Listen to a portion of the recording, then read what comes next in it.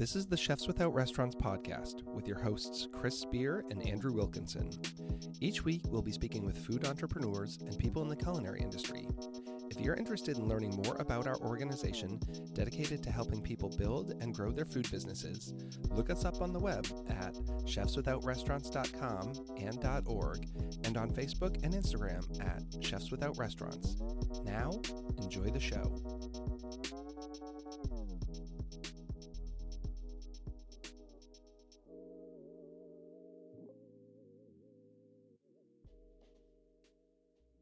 This is episode 26 of the Chefs Without Restaurants podcast. How's everyone doing? This is Chris, and today we have an interesting episode for you. A few weeks ago, I talked to Jason Litrell and was on his podcast, The Litrell Show.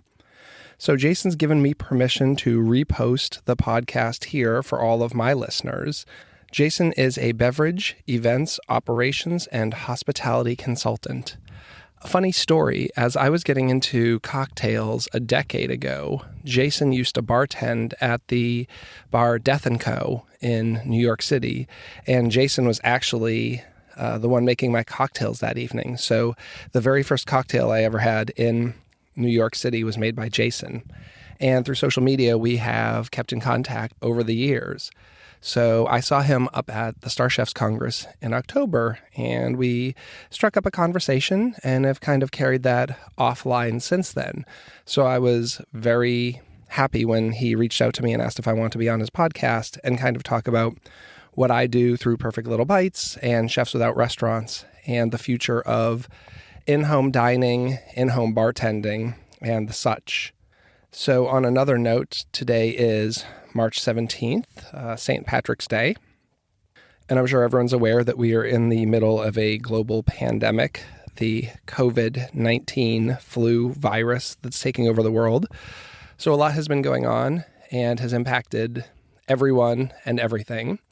So I'm not sure what the podcast is going to look like for the next couple weeks or months. So that's one of the reasons I'm dropping this podcast here, because Andrew and I have not been recording.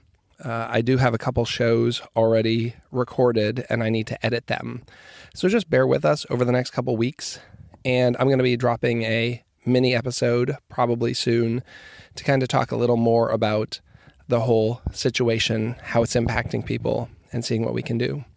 But I hope you enjoyed this episode. I think we had a great conversation. Please check out the show notes to learn more about Jason and see what he's doing. And as always, thanks for the support and have a great week.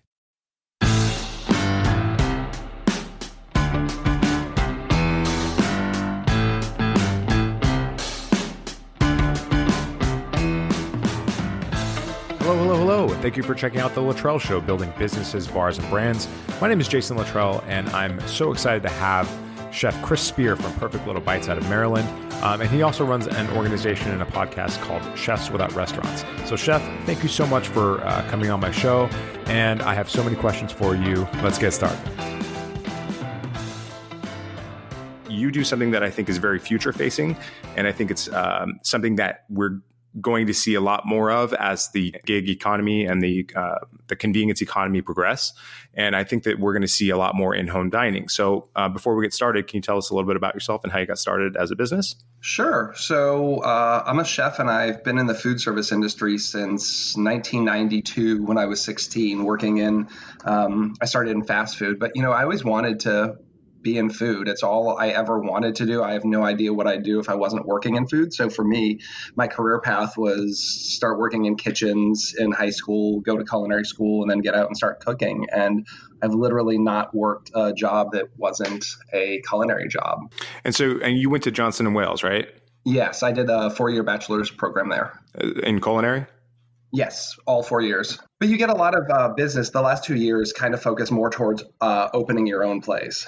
Led you on the path of independence, where you don't have a brick and mortar, where you're literally creating dining experiences like you would see in a restaurant in people's homes. Where did that pivot come from? Yeah, I think a lot of it was, kind of wanting to own my own restaurant without all the baggage that comes along with it. I think financially, I didn't have the money. I didn't want to take on investors. And then just all that stuff of not being flexible, being there all the time, working until 2 a.m, trusting your business to other people. And I was most recently working for Sodexo in contract food, which gives you a much better work-life balance. Fast forward now, I have 7-year-old twins, but I even started thinking about this before I had kids. Just what was my quality of life? How much time could I spend with my wife? How much time could I spend doing what I wanted to do?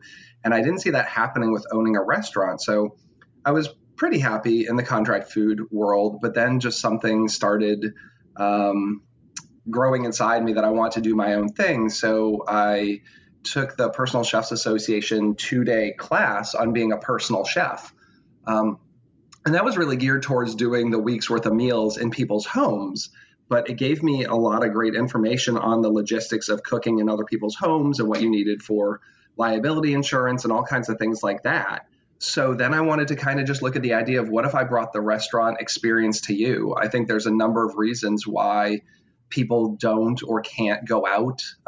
Just looking at the DC market around here, you go into DC, you're going to drop, like any big city, $30, $40 for parking. The hot restaurants are super challenging to get a reservation at. If you have kids, you have to deal with a babysitter, and now everyone's got some kind of special diet. So if I could take all that off the table, you've come home from work, you don't have to drive back into the city, pay for parking. You can have your kids at home while I'm there cooking for you. And because it's a personalized experience, I can accommodate any diet restrictions. And yeah, that's kind of what I wanted to do, and be able to cook the food that I wanted to cook, kind of on my own terms. I mean, the food that you want to cook, I'm sure there's a bit of flexibility in that. I mean, presumably you have to be a bit of a chameleon to adapt to kind of the customer's wants and desires and needs. And can you cook anything? Yeah, within reason. So the one thing that I get a lot of that I don't do is sushi, because I just think that's a totally specialized art. But outside that, I've always loved foods from a variety of places. So I lean towards a lot of contemporary and mid-Atlantic Southern foods, think kind of like shrimp and grits. But I'm also a New Englander, so I do some New England food. I have dishes like Indian pudding on my menu. But I love foods from Mexico and Spain and Thailand and the Middle East. So bringing that into my food, and then how do you make something that's your own? So I'll do maybe a pimento cheese, which is usually cheddar cheese and like pimentos, but I'll use a smoked Gouda, and I like to do like a cherry bomb pepper relish in there for the pepper component. So it's something that gives you a reference point and you're a little familiar with, but it's not something that everyone else is serving, if that makes sense. Sure. What do you do with I'm going to ask you in a little bit about like kind of the life cycle of an event, but what do you do for long lead stuff? Like, sous vide cooking, or like pressure cooking, or like confit or whatever? Yeah. So I don't do any of that long stuff because I'm using the customer's home for my kitchen primarily. I don't have a commercial kitchen, which is great because then I don't have the expense of that. My church does have a licensed commercial kitchen. So if I needed to get in there and use that, I can, but for the most part, so I'm doing quick stuff. I'm not doing like a 72-hour short rib or something like that. I'm pretty traditional in that sense. I still think that you can throw a ribeye steak in a cast iron pan and throw it in the oven and, have it come out beautiful. So you got out of school, and then you decided you went straight into private dining, in-home dining, and started your own business. Is that right? No. So I'm sorry. I forgot the whole Sodexo part. Yeah. Well, and that was even recently. Like I spent the better part of my career actually working in contract food for companies like Compass and Sodexo. I've worked in retirement communities. I was the catering director of a hospital. So, kind of the big secret that I never told anyone for so long was that I literally had never worked in a restaurant. Like if you don't count fast food, I've never in my life worked in a restaurant. And I think people are super surprised that I've been in the food industry for 27 years now. And my only restaurant experience is like working at Burger King when I was 16. This is what I wish people would understand, is that the restaurant bar industries are extremely multifaceted. I mean, there's so many different things that you can do with a degree or with whatever skills and experience you have. I think it's wonderful what you're doing, because again, I think like what the next thing is going to be in-home experiences. How have you seen, you started your business in 2010. How have you seen things change since you started your business? It's growing exponentially. For me, the biggest challenge is I felt like while there were people doing this, it wasn't the norm, and it still really isn't. And for me, explaining what I have to do, like how do people even find you? Because I do like minimum of 2 and max of 20.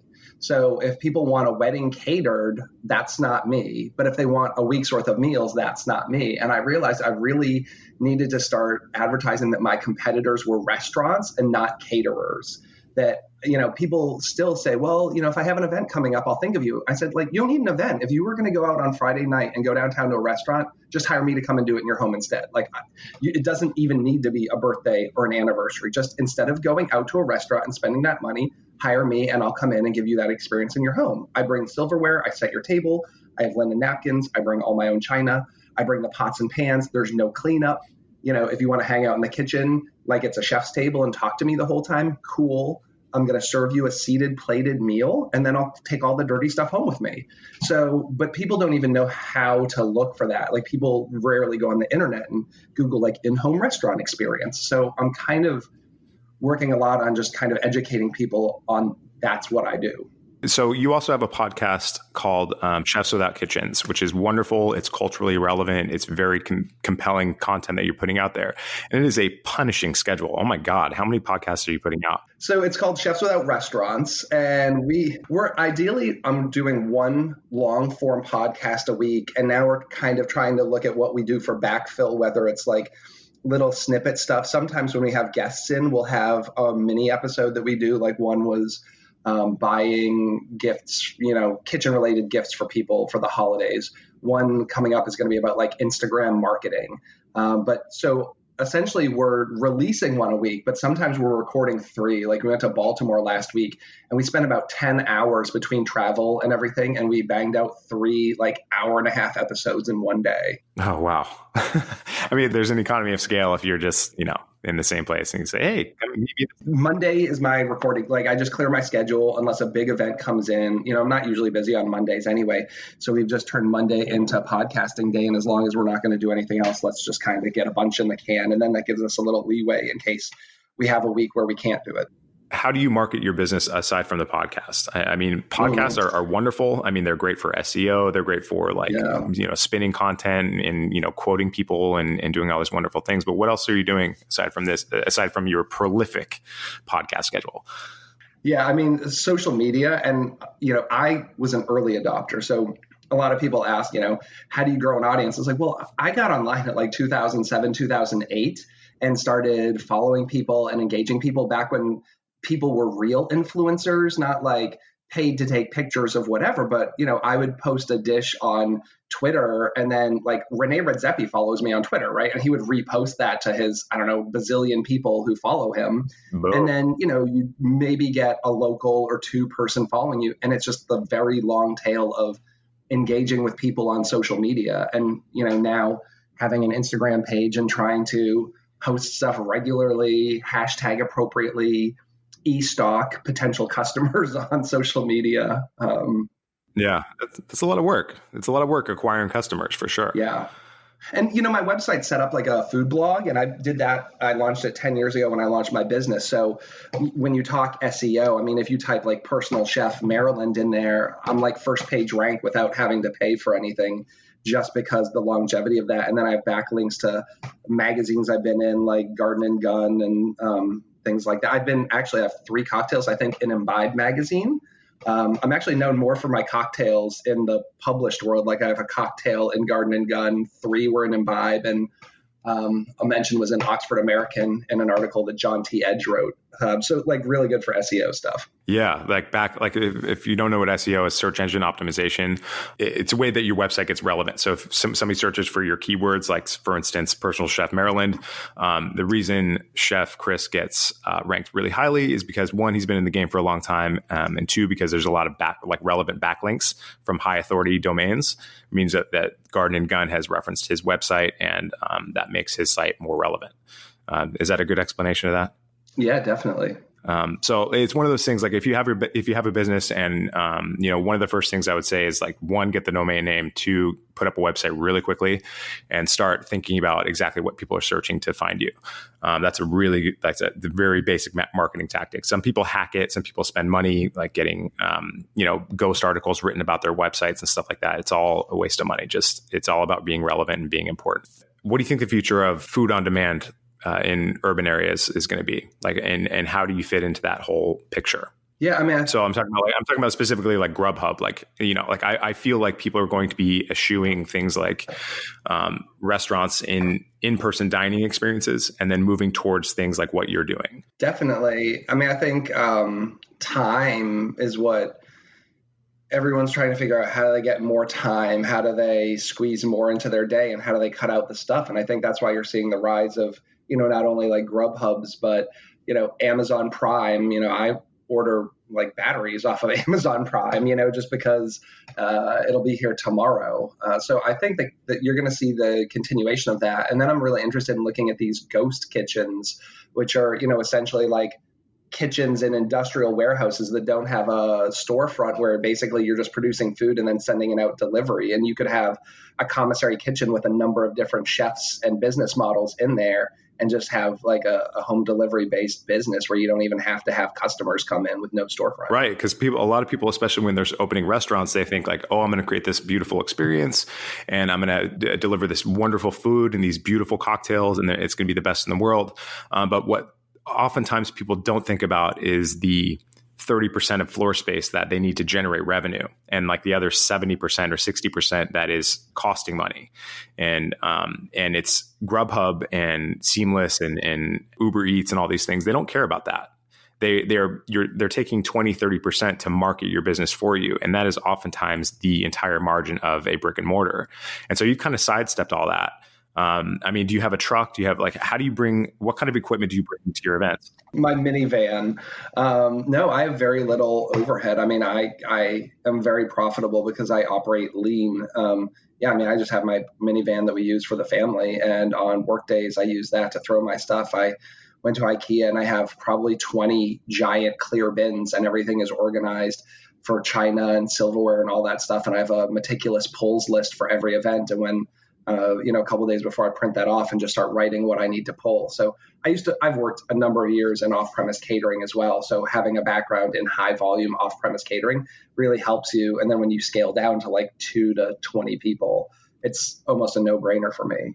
And cost-wise for them, is it comparable to a dining experience, like in a nice restaurant? Yeah. So my price point starts at about $100 a person, and that's just where I wanted to be. I feel like the middle of everything is going to get squeezed out, and you're either going to be low cost, very fast, minimal experience, or you're going to be high end, expensive, lush. So I do think that there's going to be this thing where it's like people are either going to do the in-home delivery, they don't care about the experience, it's cheap and delicious, or they're going to spend a lot of money on high end dining. That's kind of my feeling. And with my business model, I just couldn't get into seeing a profitable model where I was charging $30 for dinners or whatever. So, I have people who pay up to $200 a head for dinner.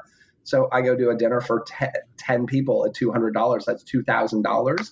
And if I run like a 20% food cost, then my only other cost for the actual event is gas. And then there's my time.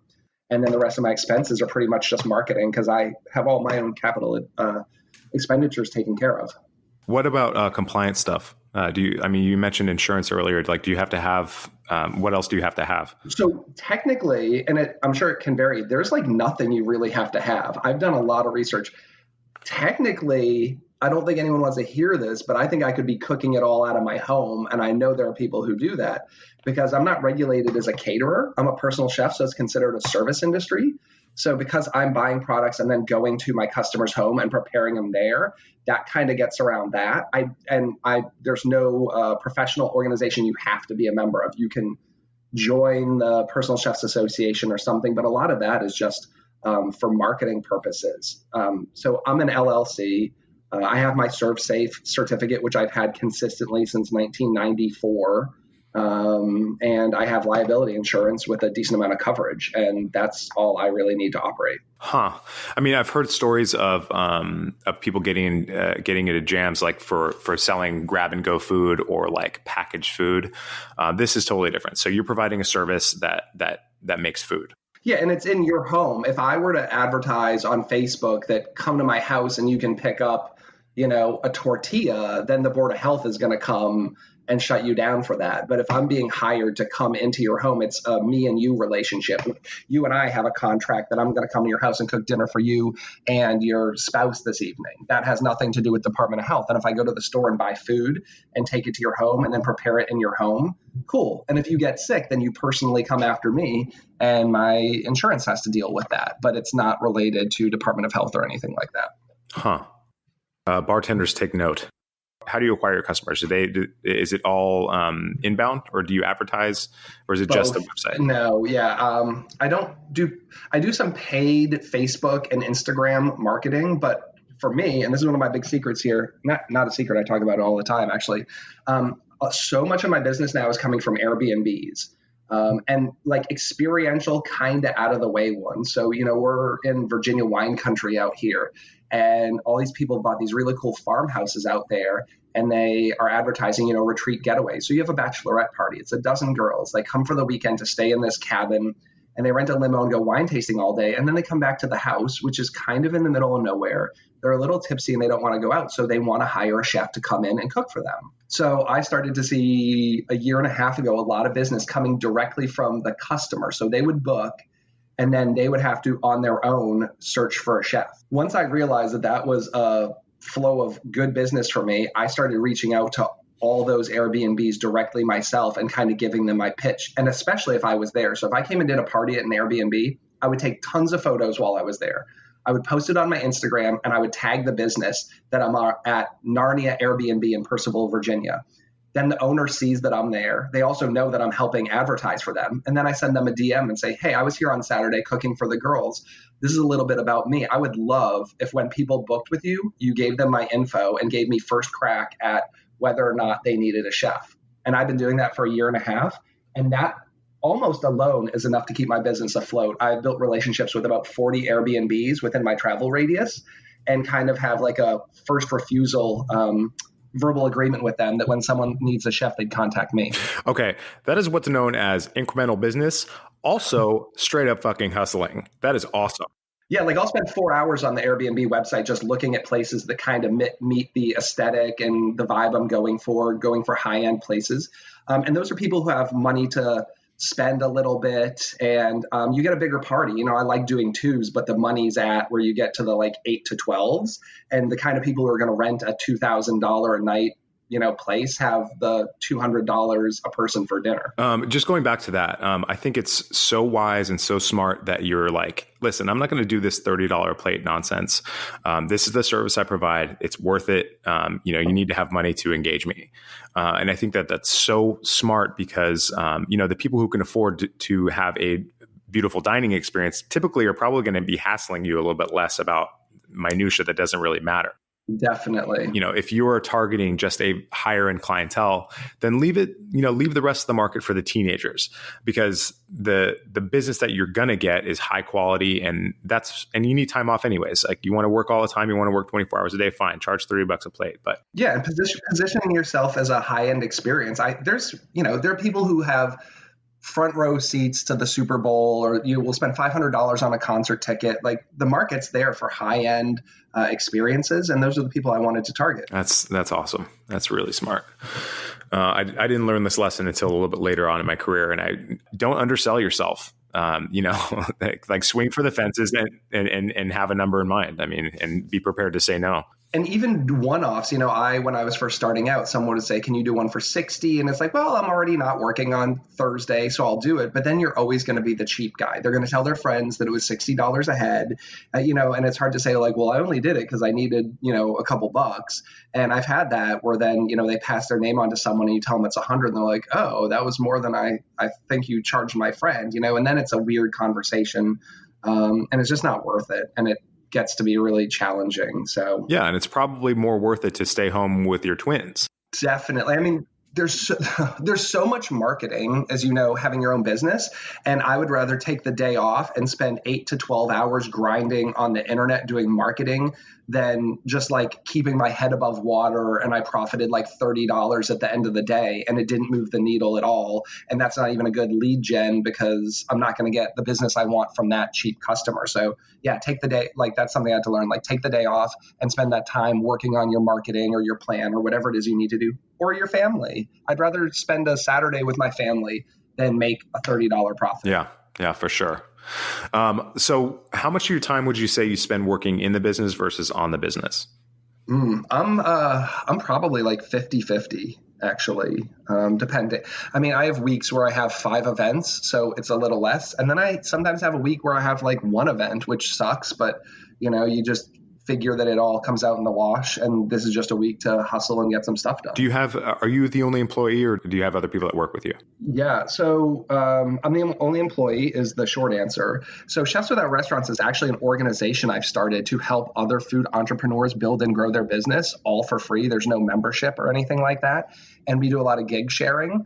And the podcast grew out of that, but it's been a 2-year organization I've had. So the nice thing about that is when I have a party of 15, that's a little more than I can handle. So I go into our private Facebook group that I started and I'll just say, who wants to come make $300 on Friday, July 8th?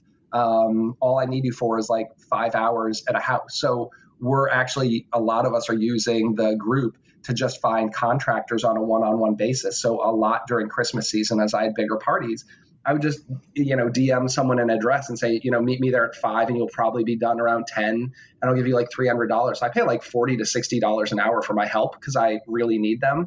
I get paid really well. And, I want to help someone else who's kind of in my boat. Yeah. I mean, that's competitive for an experienced sous chef. That's good money. On the day of an event, what's your day like? What do you do? So you don't do any long lead prep. You bring all your equipment, China. Yeah, I mean, it is pulling stuff together, like packing and stuff. I have a decent commute. Where I live is not actually where my market is. So DC traffic, like it could take me 2.5 hours to get there for a dinner. So I really have to plan on that too. Like if you want dinner at 6, I'd like to be at your house between 4 and 4:30. So that means I probably have to leave my house by 2:30 at the latest to deal with like the DC traffic. So really my day I've lost, like I need to be packed and out of the house, or if I'm using the commercial kitchen, out by like 2:30. So I really don't have that much during a day. So it's the days leading up of like getting all the china pulled, getting things done, ironing my napkins, any last minute like things, stopping at the grocery store, packing the cooler with ice, and then stopping at a store on the way out of town and grabbing whatever I need. So it's organization. Do you use any kind of documents for organization? Do you use like a banquet event order, or do you use like software for that, or how do you plan your events? So I made an Excel pull sheet, it grew out of the catering company I worked for. My wife actually used to be a chef, and we worked at the same catering company for a brief period of time together. And she helped me with that. So, it has everything from snack plates, salad plates, entree plates, all the way down. And I just print that off and then scribble the menu like in the margin just to remind me of what I need. And I go item by item that, okay, it's 6 people. And the first thing is like pimento cheese. So I need like 6 snack plates for that and like a bowl and a serving spoon. And then like move to the salad. It's like I need 6 salad plates and 6 salad forks. So that takes a little time to pull a list so you don't forget anything. And, I'm going to a customer's home for the most part. And if, God forbid, I forgot a fork or something, I can probably make do. But I just like to bring everything on my own. I would imagine that's also a benefit of having a higher end clientele, is that they're not so fussy about that kind of stuff. Yeah, sometimes they want me to use their stuff because it's special china, and I can do that. The challenge is I always want to leave you a clean kitchen and no work, so then I have to stay and clean. Like I would rather come home and take off my chef coat and put on some music and just clean at my leisure than have to stay at your house another hour and hand wash your fine china. Yeah, no, that's kind of an interesting thing. Like, would you charge more if they wanted to use their own stuff? No, because I that's why I charge what I charge, is to cover all that incidental stuff. I was just telling someone yesterday, I don't cost my food, my recipes or menus, and people are appalled, especially since I came from very high volume businesses where I had to know those numbers. But when I play at the high end, I have crab cakes, right? If you manage your proteins, like crab is $20 a pound, right? I don't need to cost out the mayonnaise, the teaspoon of Old Bay, the lemon juice. I'm charging $100 to $200 a dinner. Like, as long as I know that my crab is $20 a pound and I get 4 crab cakes out of a pound, that's a $5 center of the plate cost. It's realistically like $5.30, but that 30 cents doesn't matter when I'm at that high end. So I've built in enough of a buffer that whether it be a time issue or a food cost issue, that I still have covered my costs. Is there an economy of scale with the dishes? Like, do you take things home with you, and does that inform the dishes that you offer your guests? Yeah. So there's a whole bunch of things. So I've changed my business model a little bit where my guests don't get to choose every course. Like, I used to sell a 5-course menu or a 6-course menu, and I gave you the flexibility to order everything. Now I propose like a 4-course menu, and I'm charging the same, and nobody's ever said, wow, that's a lot for a 4-course. And then I show up with 2 bonus courses. So if I had, let's say, 2 days in a row, could that bonus course be the same? Could I make a big batch of pimento cheese and use it for both days, and just kind of giving myself a little out to do things like that, and then being a little more vague with my menu, whereas I used to want to be fancy and mention every single ingredient and say, this one's a sherry vinaigrette, but then the next day I have one that's an apple cider vinaigrette. It's like, no, just say vinaigrette, and then I can make a batch, and can I use it in 3 different recipes, or 3 different events, things like that. Does your offering change throughout the year or thematically? Yeah, so I built 4 seasonal menus, and a lot of the things go year round, but I have a fall, winter, spring, summer menu, and they're, I don't know, something crazy, like probably 800 offerings in there as my core menu, broken down a category of like salad and soup and everything. And then I send my customers a questionnaire, very basic, 1 to 10, how adventurous are you? How much spice do you like? Foods and cuisines you love, foods and cuisines you hate, dietary restrictions, and are you okay with the use of alcohol? And they send that back to me. And then I look at the menu and I start eliminating. Okay, they don't like Thai food, so anything that's Thai comes off. They have a gluten allergy. Anything with gluten comes off. And then I have still a very large list. And then I pare it down to things that maybe I feel like making, and then send them a menu proposal on that. The parallel that I keep drawing, and I know that this is terrible, but it's like one of my guilty pleasures is the show Below Deck, and I see awful people that come on these cruises. Yeah. You see the chef in the galley, like who's like bending over backwards to accommodate these really terrible people, and that's kind of what I have in my mind. It just seems like even with the menu and the set menu and the thematic and seasonal menus that you put together, there still has to be curveballs. I mean, there still has to be something that like the water doesn't get hot enough. The temperature in the oven isn't even. Yeah. I mean, how do you deal with that? Is that just experience? It's experience. I don't need to see your kitchen ahead of time, but I do ask how many ovens you have, because that's the one thing. I did an event the other night and they picked a menu they wanted, but they wanted, a roasted potato. And I like to do that high around the 425 range, and roasted Brussels sprouts. So that takes the 2 shelves they have. But then they also wanted like a fish that I normally do in the oven. And then their dessert was like a pear crisp that takes like 40 minutes at like 350. So it's this juggling act of like, put the potatoes in, get them 90% of the way done, pull them out, put them on the counter, cover them with foil, throw the crisp in, drop the oven down, get 20 minutes in, pull it out, put them on the stove, throw the potatoes back in, and just kind of figuring that stuff out is where it gets kind of challenging. Do you ever ask them for pictures of like to see how much counter space they have or anything? Because I mean, like I'm just trying to figure out how does one mise for this? Yeah, counter space isn't really an issue. Most people know that I'm coming and I'm going to need some counter space. The Airbnbs are actually the worst for that, though, because people are usually coming for like a long weekend and they put everything on the counters. Like if it's your home, everything's in the pantry. But usually when I get to an Airbnb for the weekend, the counter is just sprawled out with like bags of apples and bags of chips and like rolls for their burgers tomorrow. And that's the one time where I'm kind of like, oh, I'm going to need a little space to work here. Do you also serve cocktails at your events? I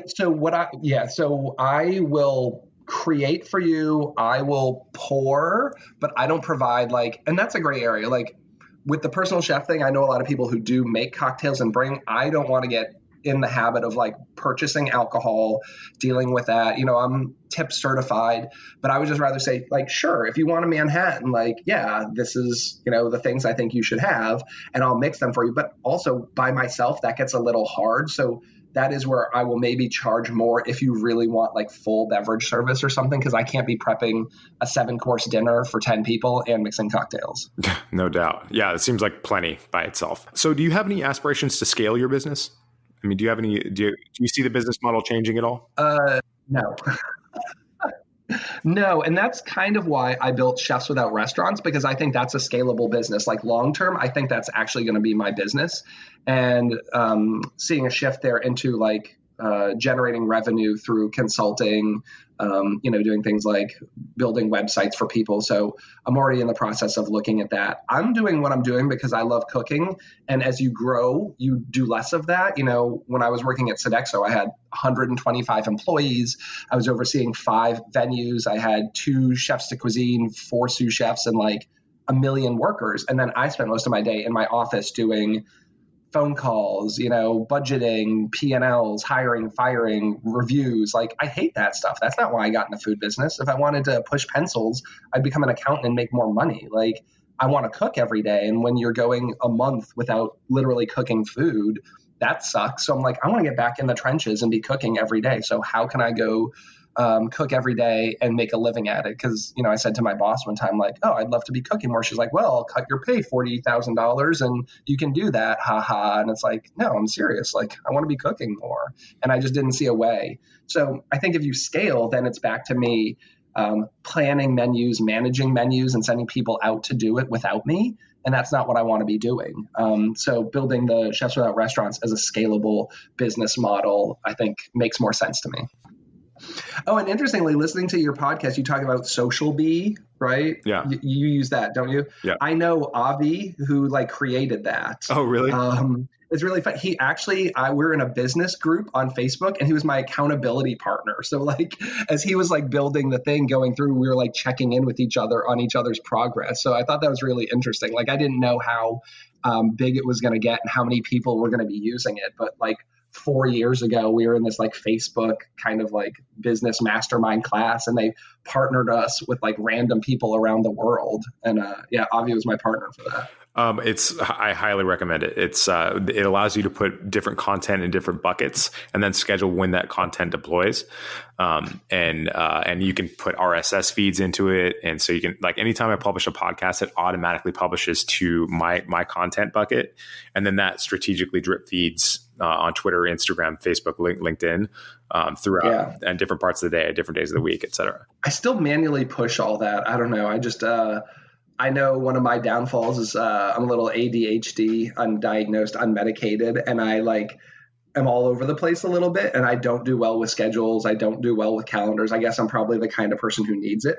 But also putting out relevant content on the platforms contextually for that platform. And I think a lot of people post a photo to Instagram and then they just share to Twitter, and it doesn't convert because they didn't natively post it.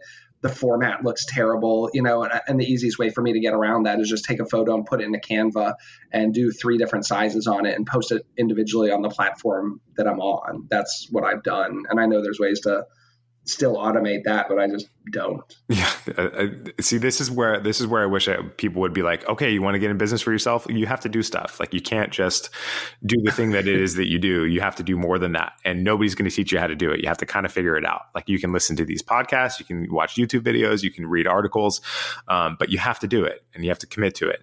It's not enough to do what it is that you do.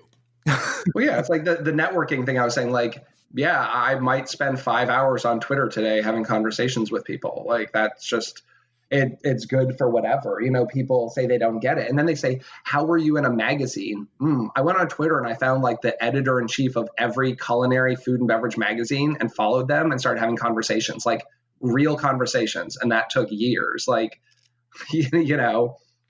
and people don't want to hear that that's what it takes and that it might not work out. Like, one of the magazines I was in, like, I posted something and Kat Kinsman saw it and she retweeted it to like her 1 million followers. It's like, well, she only reposted because we had been engaging for like 3 years online. And also, if she had logged on an hour later, she wouldn't have seen that. So it's also timing, you know? Oh my God, Twitter. It's like they say that the lifespan of a tweet is like 18 minutes.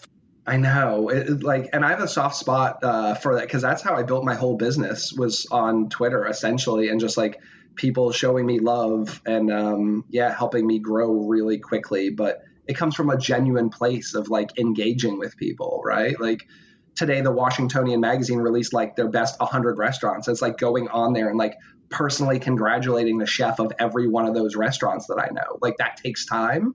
But, and it's also like the good thing to do. Like I love Ryan at Bresca, and I'm going to say, hey, congrats, you were the number 7 spot. Cool. Like that might not get me business, but long tail, I built a relationship with him by doing things like that, Yeah, absolutely. I think what you're doing is very cool. I think it's very future relevant. And I really appreciate you taking the time to talk to me about it.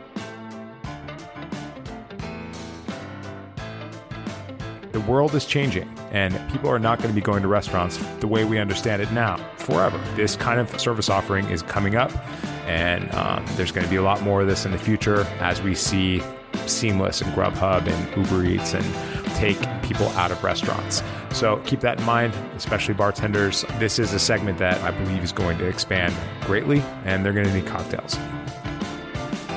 So I hope you got a lot out of this interview with Chef Chris Spear. I know I did.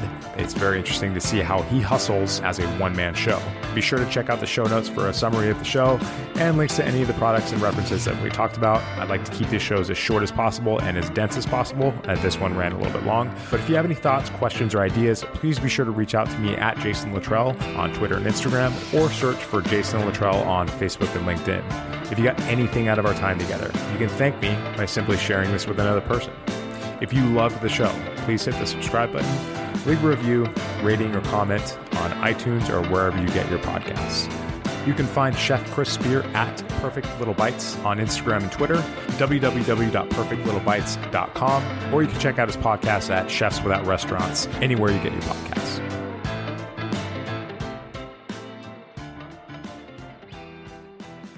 Thanks for listening to the Chefs Without Restaurants podcast. And if you're interested in being a guest on the show or sponsoring a show, please let us know. We can be reached at chefswithoutrestaurants@gmail.com. Thanks so much.